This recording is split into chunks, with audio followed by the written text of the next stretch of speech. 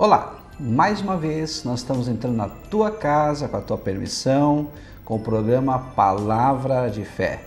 Nessa oportunidade vamos fazer uma reflexão sobre a Palavra de Deus, num versículo muito interessante que está no livro de Efésios, carta de Paulo aos Efésios, capítulo 4, versículo 27.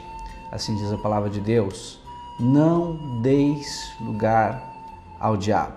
Que palavra interessante, né? Primeiramente, vamos entender um pouquinho sobre o povo, de Éfeso, Era uma carta que Deus usou, a Paulo para escrever a esse povo. E esse povo de Éfeso era um centro comercial muito importante do Império Romano e a atual Turquia. Além desse centro comercial regional, também possui um porto natural, então ele era uma área muito importante, inclusive, para o Império Romano. Além disso, também possuía um magnífico templo, da deusa Artemis, no grego, e Diana, para os romanos. Então era um centro de adoração pagã e de artes mágicas, Então era um povo muito voltado para a idolatria. Mas vamos para a palavra. O que significa dar lugar? Esse dar lugar, na verdade, é uma linguagem metafórica, que significa dar ocasião, oportunidade para algo ou para alguém. Então nós compreendemos que muitas vezes, mesmo quando nós não queremos, mas às vezes nós deixamos brechas, às vezes nós deixamos uma porta de entrada para o diabo poder entrar e fazer uma bagunça em nossa vida. Então é possível fechar essas brechas, com certeza, e hoje nós vamos tentar entender quais são essas brechas e como combatê-las. Primeiramente, a Bíblia fala não dar lugar ao diabo.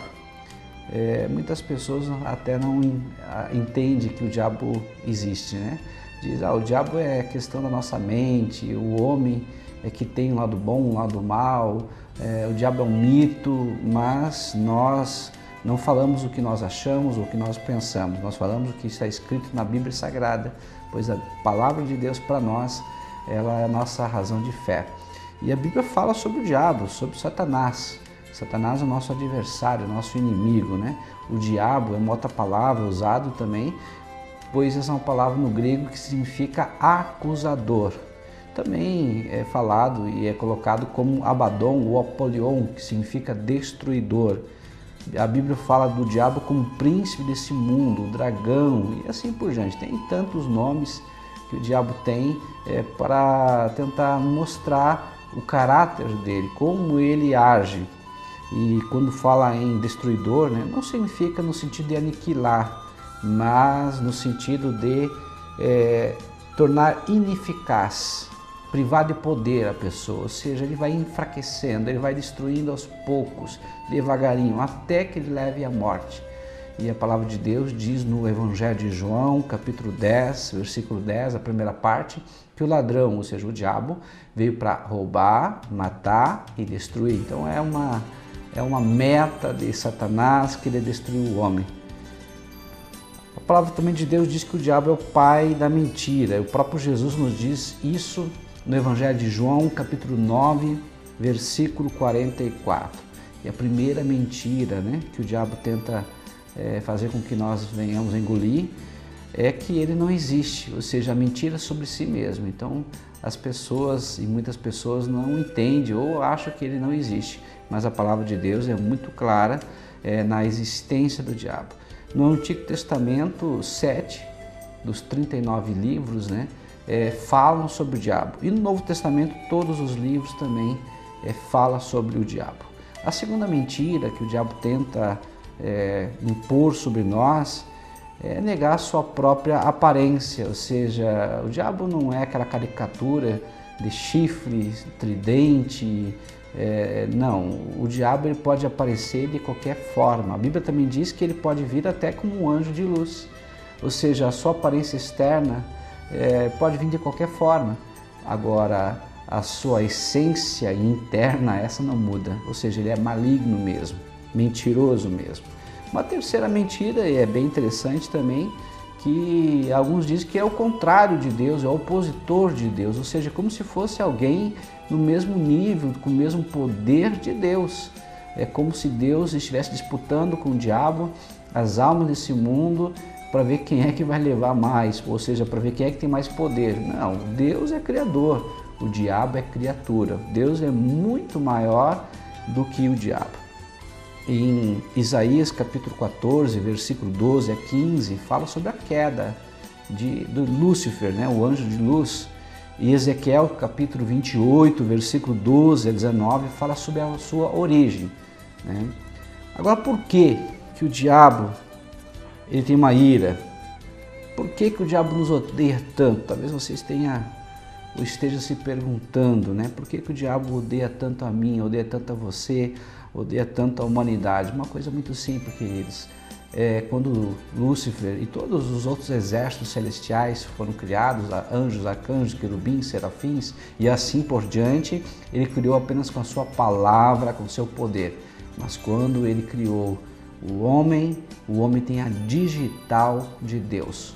O homem foi feito com as mãos do Criador. O homem é considerado a joia rara. O homem é considerado como a menina dos olhos de Deus. Ou seja, eu e você. Deus colocou o seu próprio Espírito dentro de nós. Então nós não somos pouca coisa. Talvez você pergunte, mas pastor, eu me sinto tão pequeno, me sinto tão mal. Você pode se sentir dessa forma, mas saiba que dentro de você há um tesouro escondido e que Deus conhece o valor que você tem. Talvez as pessoas que estão ao próximo de você não conheçam o valor que você tem, mas Deus conhece o teu valor.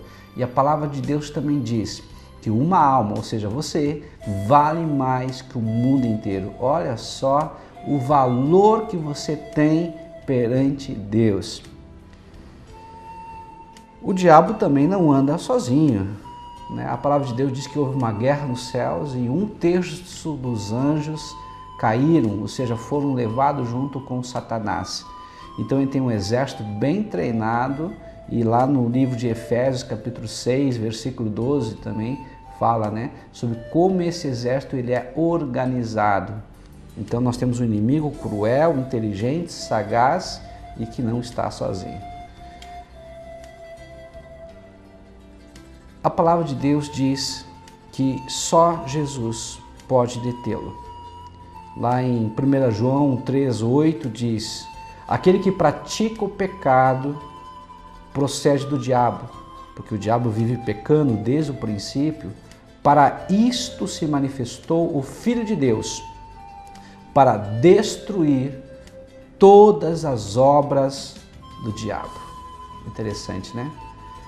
Sabemos que existe o mal nos odeia, ele quer realmente nos ver derrotado, destruído, morto, mas Jesus pode destruir todas as obras de Satanás. Talvez você pense, mas como? Como é que Jesus pode destruir? Muito simples. Nós não precisamos ter medo de obra de macumbaria, de feitiçaria, de olho grande, de inveja, qualquer obra que faça contra nós. Nós temos a certeza que se Deus é por nós, quem será contra nós? Então, independentemente que as pessoas procurem fazer o mal, Jesus pode, e não só pode, Ele quer destruir todas as obras de Satanás contra a nossa vida, todo o mau intento, até mesmo que as pessoas, às vezes usadas por Ele, tentem nos ofender. Então saiba e creia no teu coração, Jesus pode e quer desfazer todas as obras do maligno na tua vida, na tua família. Talvez Ele tenha Ele tenha despertado pelos vícios, coisas ruins tenham acontecido na tua casa, mas saiba que Deus, Ele quer desfazer todas as obras malignas em nome de Jesus. Então a grande obra do diabo é o pecado. Por quê? Porque o diabo sabe quando a pessoa está em pecado, essa pessoa está presa a ele. Então, corra para os braços de Jesus. Pastor, não é para a igreja? Não, não é para a igreja. É para o pastor? Não, não é para o pastor, que nós somos humanos, também cheios de defeitos, cheios de pecados.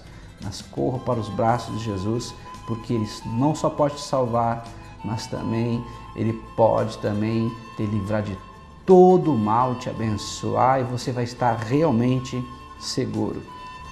Quero contar uma historinha para a gente terminar agora esse bloco, muito interessante. É sobre um homem. Ele queria muito comprar uma mansão. Aí o diabo se apresentou para ele e viu que ele estava obcecado pela compra daquela mansão e lhe propôs ajudá-lo. Mas o diabo disse: olha, tem uma condição. E aí aquele homem disse: tá, o que é? Essa condição é que você está vendo aquele prego na sala? Estou. Eu te ajudo, te dando essa mansão, mas aquele prego vai ser meu. Você não vai poder arrancar aquele prego da sala de jantar. Aí o homem pensou: mas só isso? Aí o diabo disse: é, só isso. Mas saiba que aquele prego é meu. Você pode fazer qualquer coisa com a tua casa, você pode fazer qualquer coisa, menos tirar aquele prego. O homem aceitou, achou a proposta muito interessante. Passou alguns anos e depois aquele homem fez um grande jantar, um grande banquete, convidou as pessoas mais importantes para estarem juntos dele e serviu aquele banquete. E quando estava na hora das pessoas jantarem, o diabo apareceu com uma carniça fedorenta e pendurou aquela carniça fedorenta naquele prego, assustando a todos e acabando com o apetite de todos. O dono da mansão tentou argumentar, mas o diabo lhe disse: tu não lembra do nosso trato? Aquele prego é meu e eu vou usá-lo como bem entender. Assim, queridos, se nós deixarmos o mal dominar qualquer área da nossa vida, por menor que seja, ele vai infernizar toda a nossa existência. Então não dê lugar ao diabo em qualquer área, porque aquela área pode te destruir, pode destruir a tua família, pode destruir os teus sonhos. Nós vamos agora para um breve intervalo e logo voltaremos.